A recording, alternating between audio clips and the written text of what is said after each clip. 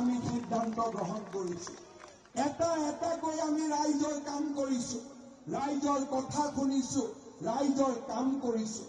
আজি কেতিয়াবা শিৱসাগৰৰ মানুহে মোক কয় যে ছাৰ মামা আমাৰ চহৰখনৰ যিমান কাম হ'ব লাগিছিল, আমাৰ জিলাখনৰ যিমান কাম হ'ব লাগিছিল হোৱা নাই।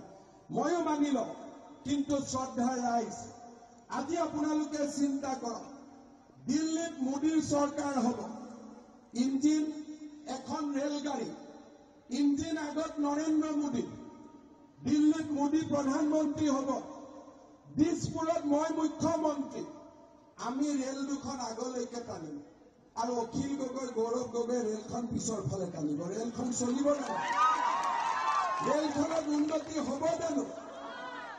আমি দুজনে ডাবল ইঞ্জিন চৰকাৰে ৰেলখন আগৰ ফালে টানি থাকিম আৰু অখিল গগৈ ৰেলখন পিছৰ ফালে টানি থাকিব। কেনেকে ৰেলখন আগত যাব?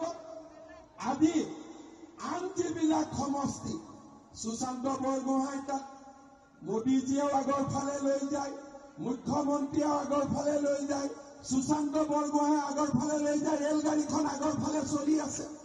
সেইকাৰণে শ্ৰদ্ধাৰ ৰাইজ, আমি ডাবল ইঞ্জিন চৰকাৰৰ লগত থিয় হ'ব লাগিব। ডাবল ইঞ্জিন চৰকাৰৰ লগত থিয় হ'লে আমাৰ উন্নতি হ'ব। লোকসভাত কোন সংসদে কথা কয়? লোকসভাত সংসদত মোদীজীয়ে কথা ক'ব, বিধানসভাত হিমন্ত বিশ্ব শৰ্মাই কথা ক'ব শিৱসাগৰৰ ৰাইজৰ কাৰণে। শিৱসাগৰ